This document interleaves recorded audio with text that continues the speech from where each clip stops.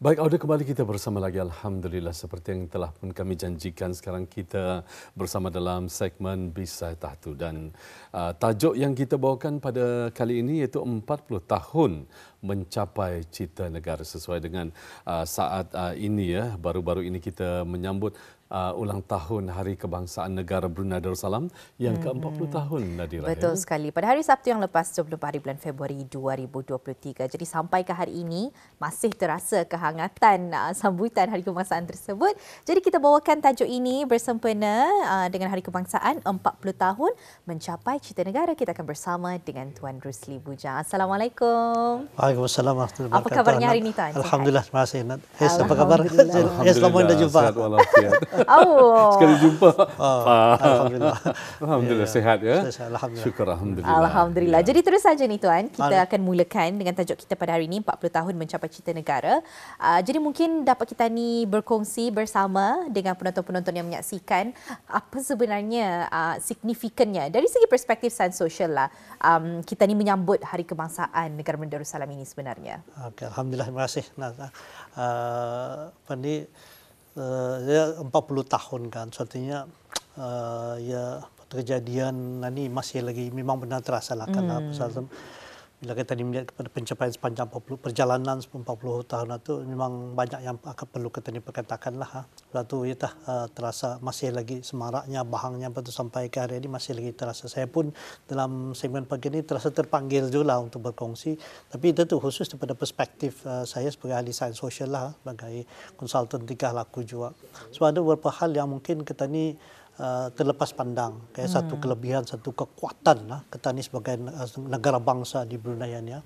Sebab kali kalau aspek-aspek pembangunan fizikal, pembangunan yang lainnya itu memang sudah malah dikupas, tapi sebenarnya ada banyak hal-hal yang kalau dilihat diperhatikan, ini hal yang memang patutnya kita ni syukuri. Ini yang membuatkan kita ni walih berbeza daripada negara-negara lain di seluruh dunia. Jadi itu kemudian tekanan lagi saya tahun ini saya memilih tajuk-tajuk itu dengan mungkin baru sama saya sejak daripada bulan Januari saya memilih tajuk itu ada jumlah tertentu. 8 habit orang hebat. 4 ni ada saya memilih 40. Kalau saya sederhanakan 40 lebih daripada 40 pencapaian signifikan di negara kita inilah. Tapi cuma pada pagi ini saya akan ada memberi tumpuan pada satu hal yang sebenarnya sangat penting atau sekali dalam pasca kemerdekaan inilah. Sudah 40 tahun tadi mencapai kemerdekaan ini, apa kata ini sudah benar-benar merdeka. Okay? Cuma sekali dari segi pemikiran itu yang akan saya kupas lah. Pada pagi ini. Walaupun secara sepintas lalulah bila kita ni sampai ke tahap macam ini 40 tahun ini merupakan satu milestone, satu batu loncatan untuk kita ni meneruskan lagi kehidupan kita ni ke hadapan, untuk kita ni membuat refleksi apa yang sudah kita ni capai sepanjang 40 tahun ini. Bahkan insyaAllah lepas ini mempersiapkan kita ni untuk melakukan satu transformasi. Transformasi bukan hanya di peringkat itu di atas ini, tapi kita ni di bawah ini pun perlu kepada satu bentuk transformasi, termasuk transformasi pemikiran ataupun psikologikal lah.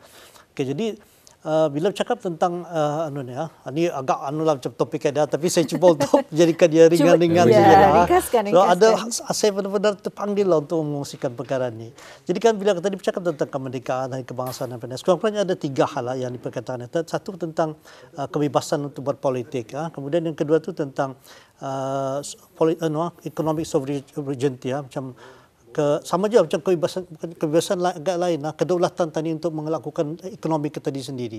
Dan yang ketiga itu tentang ini penekanan sepasannya psychological decolonialization, dekolonialisasi aspek psychological ini. Maksudnya pemikiran, perasaan tani, tingkah laku kita ni, sikap kita ni, itu adakah yang mungkin jarang dikupas. So yang macam aspek ekonomi, aspek politik itu memang sudah malah politik secara mudahnya MIB dalam agama kita ini pun mana yang menetapkan model tertentu, siapa pemimpin. Yang penting kita ini ada pemimpin itu menjalankan agama Islam dan sebagainya, ya sudah dianggap sebagai negara Islam. Jadi kita ini MAB itu sangat sesuai dengan ketannya. Tapi yang paling bagusnya lah dalam political independence, kebebasan kita ini berpolitik itu. Maksudnya kebebasan itu dengan sistem kita ini beraja.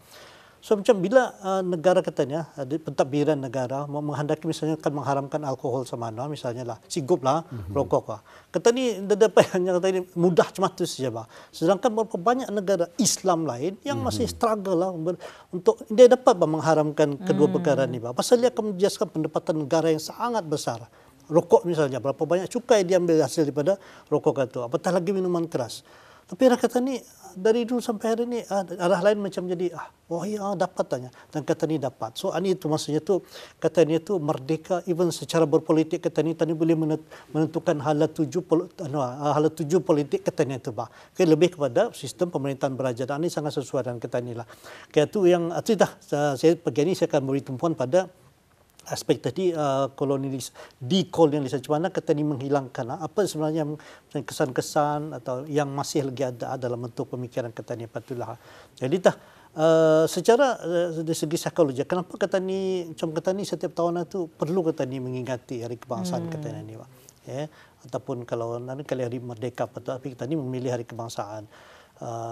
Kemudian sebab di sana tu ada nilai patutnya tu cintakan negara, patriotisme, dan hari kebangsaan itu menyatukan ketani. Bayangkan tadi stadium negara baru-baru ini berapa puluh ribu untuk bilangkan negara ketani yang kecil penduduknya 500 juta, orang berkumpul yang melakukan pemberian 17,000, penontonnya berapa puluh. Itu kalau dari segi ratio kadar jumlah itu jumlah yang sangat besar pelibatan itu. Jadi betul. Semua orang bercakap tentang hari kebangsaan itu, menyatukan ketani. Kemudian paling penting itu juga yang memberikan ketani ada sense of belonging, ya, ada kepunyaan, kekitaan, rasa kebanggaan ketani. Saya sempatlah berbual dengan kawan-kawan, ada yang terlibat dalam pembacaan ikrar, ada yang terlibat pemberian. The pride itu wah. Jadi ketani yang pun ikut kembang juga, rasa bangga juga. Okay, bila keadaan syaitan itulah.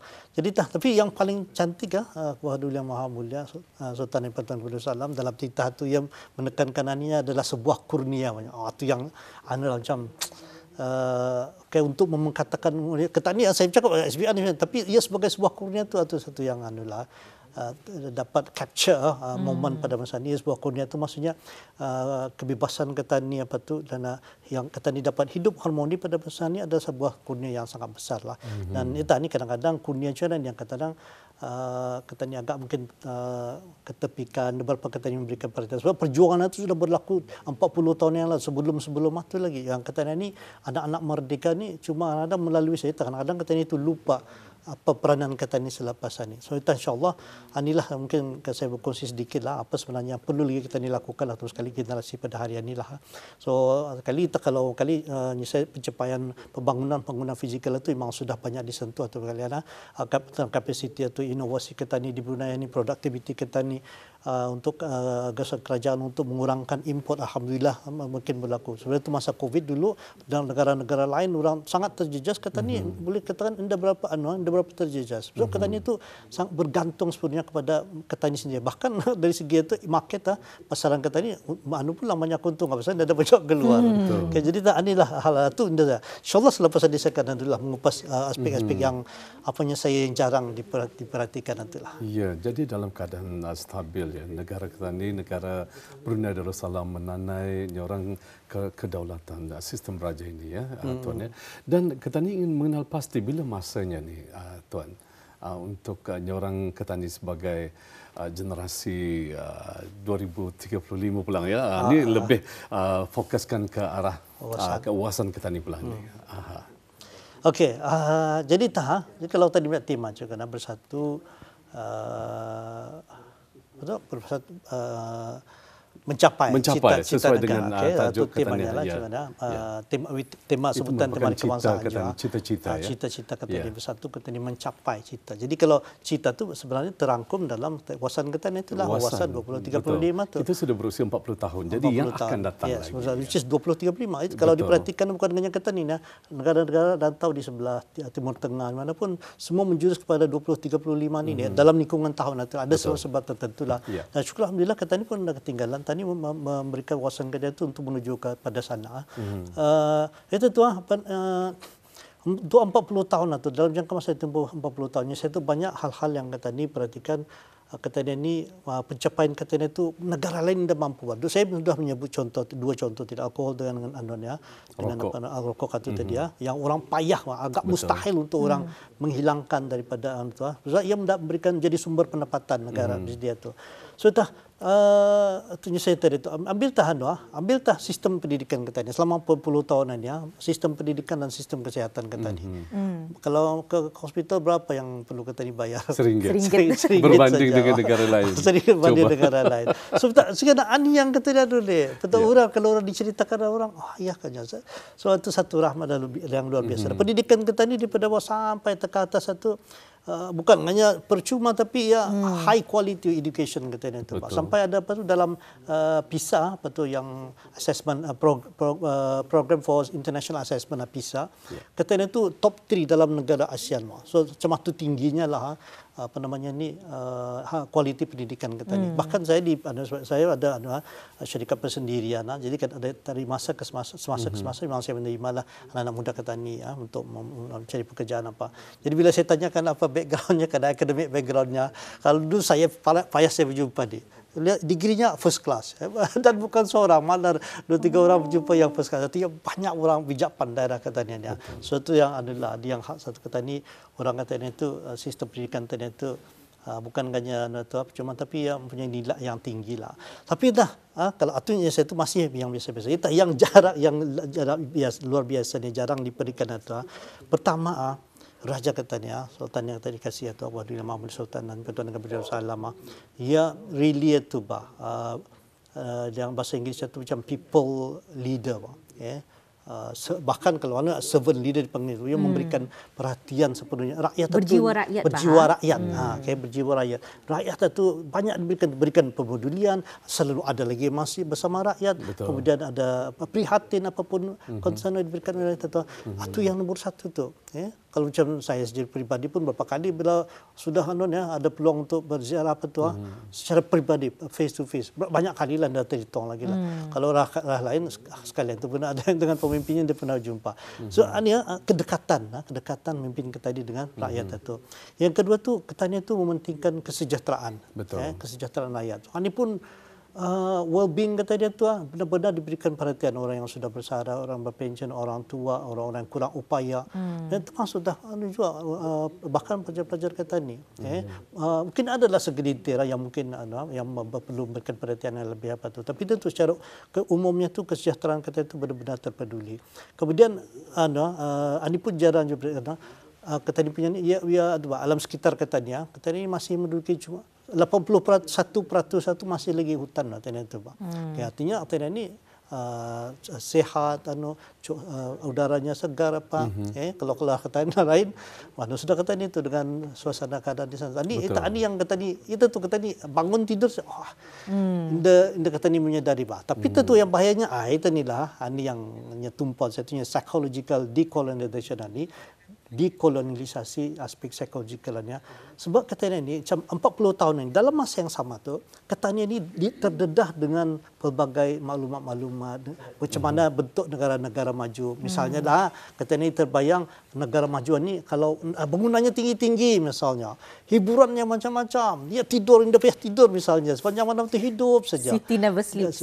City never sleeps. Jadi kita ni membayangkan macam itu kebahagiaan sebenarnya tu Saya terbayang ada salah seorang penceramah bila pernah membayangkannya kalau kata ini hidup zaman Fir'aun kan ada Nabi Musa pada satu juga ia terbayang aja kata ini akan berpihak kepada Nabi Musa AS itu pun kepada Fir'aun ini so tu pasal apa pasal Fir'aun tu masa tu ambillah tu piramid itu piramid itu ambillah kira pembangunan pencakar langit pada masa itulah. Jadi orang akan berebut untuk menuju ke sana, pembangunan fizikal ni, So itu ini yang berlaku ni sekarang ni kadang kata itu seolah-olah memberikan kemajuan itu seolah macam ni, pasal tadi dimomokkan, dihidangkan dengan perkara-perkara ini setiap hari dalam media kata di TV kata di mana pendedahannya tu ke sana, sehingga kata ni seolah mengetepikan kemajuan yang kata dicapai. Kemajuan apa? Kemajuan pembangunan kerohanian. Betul. Okay. So anitah yang kata ni, kata ni tu macam terlepas pandang sebab kalau kata ni perhatikan benar cara kata ni kehidupan beragama kata ni azan dilaungkan tu ni apa di rata tengah tempat lain setengah pihak sudah kena question sudah bisingnya bunyi azan apa tu. Jangan sebagai anak-anak kata ni agama orang non-Muslim pun ikut bersekolah agama. So aspek-aspek ni kemajuan kata ni dari segi kerohanian tu, pembangunan kerohanian kata ni itu luar biasa di Brunei kata ni. Untuk kata ni beramal ibadat apa ni. Cuma itu tu, ni apa yang perlu kata ni lakukan untuk ambillah contoh saja, contoh-contoh kata ni kan makanan fast food lah. Dia sebut fast food lah. Kerana ini antara hal yang ni macam kehidupan ketani hari ini seolah satu kemestian atau tak cara hidup ketani ya, betul. Tapi sebenarnya di sebalik itu banyak tu hal-hal yang mencorongkan ketani pada kehidupan baratan itu tadi western. This is Anita sepatutnya ni dengan cara minum ke kafe-kafe that is the lifestyle. Tapi sebenarnya pada segi lain yang lokalnya yang lokal itu yang perlu kata ni support tadi. Sebab bila kata ni terus jadi kata ni seolah menyokong western ni tadi padahal apa kurangnya yang lokal kata ni. So yang balik fast food, konsep fast food tadi serba pantas serba seolah-olah Anita saja masaku yang ada untuk makannya dengan makanan yang segera apanya. Sebenarnya istilah itu banyak hilang masa kata ni. Patutnya masa tu boleh kata ni luangkan bersama keluarga tapi yang agak sibuk ni yang mengutamakan pekerjaannya padahal keutamaan tu dah beri pekerjaan. Hati sebagai bayangan awal macam tu dulu kali. Boleh ada kata.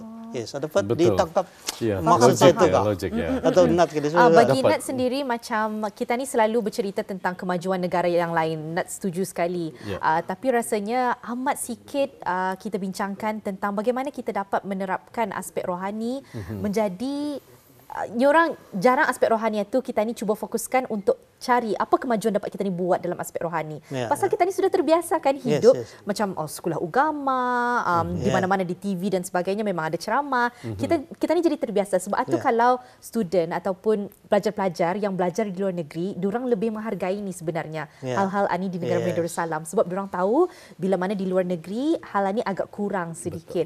Jadi agak sentaplah bila mana Tuan Rusli ada mengongsikan tentang aspek kerohanian itu sebab baru nak terfikir sebenarnya. Jadi menjadi soalan dalam aspek rohanian ni dan kita ni tahu negara kita ni adalah negara zikir. Memang kita ni sangat beruntung lah dengan hal itu. Namun bagaimana aspek kerohanian ni dapat menjadi kontribusi kepada pemacu tema kita ni, pemacu cita negara ni. Bagaimana Tuan? Okey, alhamdulillah. Mahal saja. Terima kasih. Adi soalnya menjadi dunia bahkan dah direct answer lah. Kalau lah lebih kurang macam ni kali pertanyaannya lah. Kalau tak tadi mengikut sepenuhnya lah prinsip-prinsip ajaran Islam itu, macam mana tak usulnya negara Islam itu macam tu bah. Macam mana ciri-cirinya? Contohnya adakah ada bangunan tingginya? Macam mana? Saya pun cuba membayangkan tu macam mana. Ada pula buku yang mengatakan tentang politik Islam, kepimpinan Islam. Tapi macam buku itu pun buku lamanya sudah banyak kritikan-kritikan juga. Tidak ada model tertentu. Kalau saya jawapan directnya macam mana tidak ada model tertentu. Pasal barangkali yang apa yang jelas sana tu Allah Taala tu mengajarkan dan beritahu kata ni melalui aku kan melalui sunnah Nabi SAW bahwa untuk katanya itu sebenarnya melebihkan, mengorientasikan, menunjukkan, mengakhiratkan kehidupan katanya ini. Suatunya dunia ini memang semua sebenarnya untuk tadi ada bercucuk tanam saya tu untuk mempersiapkan diri kita ni nanti. Jadi suatunya tapi tentu kedua-dua tu adalah secara direct tidak dapat saya macam mana belum saya kejumpahan lah macam mana usulnya tu. Tapi apa yang ada Islam itu memberikan prinsip-prinsip macam mana kata ni menjalani kehidupan kata ni. Sebab tu kalau dalam movie barat kalau sekali ada kaitan dengan apa namanya ni macam apokalips, kehancuran akhir zaman, apa lagi tu yang zombie. So yang beriza dikit maksudnya pendeknya akhir zaman lah dalam movie tu. Jadi selalunya saya tu chaos hilang apa tu lagi ada peraturan looting orang mencuri apa dan sudah ada peraturan. Itu imajinasi barat yang ada panduan ni kalau berlaku kata orang Islam alhamdulillah tapi itu yang dipersiapkan oleh Allah Taala katanya itu ada dan itu ada karakter ada ketamadunan yang Ketanji pegang, kepribadian Ketanji yang dalam keadaan macam mana pun jua, Ketanji itu akan tetap menjadi pribadi yang mempunyai nilai kualiti yang tinggi. Contohnya kalau Ketanji tidak akan mencuri, walaupun ada polis masa itu, ada peraturan, tapi Ketanji tahu salah dari segi agama Ketanji. So artinya karena untuk secara dikasih jawab soalan Nata tadi itu. Jadi macam mana tahusulnya kalau negara Ketanji benar-benar mengikuti semua Islam apa ni? Kalau disebut negara-negara, Indah juga ada tu di Arab Saudi, di mana lagi di Malaysia. Indah juga, tapi kita itu diberikan garis panduan untuk melalui kehidupan kita itu macam mana yang sewajarnya, bang. Jadi garis panduan itu yang menentukan membezakan kita ini dengan orang lain apa tu. So secara mudah macam itulah. Tapi tentu ambillah dengan paduan-paduan agama ini tadi saya macam dalam bidang saya, bidang counseling, psikologi, saya ada kadang beberapa kali lah di luar negeri ada seminar menghadiri seminar sama-sama sebagai kadang-kadang negara ni habitat tu peraturannya, terutama sekali dalam bila berkaitan tentang LGBT. Doang sangat tu jelas memang akan memberikan penekanan ke sana. Tapi itu bila Ketanji dengan pendirian Ketanji dengan agama Ketanji sudah menentukan macam mana perkara itu. Jadi Ketanji ada jelas pendirian Ketanji. Sedangkan orang oleh kerana ada pegangan yang jelas cuma bergantung kepada kod etika bidang profesion masing-masing, artinya kadang mudah macam itu saja menerima barang itu. Saya dengan jelas itu ada dalam sekali itu doang tapi saya itu Ketanji berpegang pada agama Ketanji itu menentukan barang itu. Jadi siana ambil kalau yang mungkin Ketanji mudah dalam kehidupan Ketanji sepanjang hariannya, LGBT itu Ketanji tahu di mana pendirian Ketanji. Undang-undang syariah Ketanji tahu walaupun dia di tempat lain orang merendahkan macam ni, Ketanji tahu apa sebenarnya undang-undang itu. Halal haram sini ni depan Ketanji berfikir 2-3 kali lagi tadi sudah adalah kalau di tempat lain ragu-ragu lagi pasal mengambil alternatif saja makan saja ikan apa, tapi halal haram di sini anda masa sembahyang Jumaat pukul 12 sekarang tu tutup kedai apa. Sehingga di saat macam dia ia menjurus kepada pembentukan karakter, mempersiapkan kerohanian Ketanji itu sehingga Ketanji itu akan menjadi pribadi yang baik kan itu dia. Betul sekali. Sebab itu kalau kita ni dapat melihat Islam itu adalah sebuah agama yang sangat syumul, ia menjadi cara hidup. Sebelum ini mungkin ada yang melihat Islam ini cuma set of rules ataupun orang apa yang halal haram polis saja. Tapi sebenarnya Islam ini adalah cara kita ni hidup juga.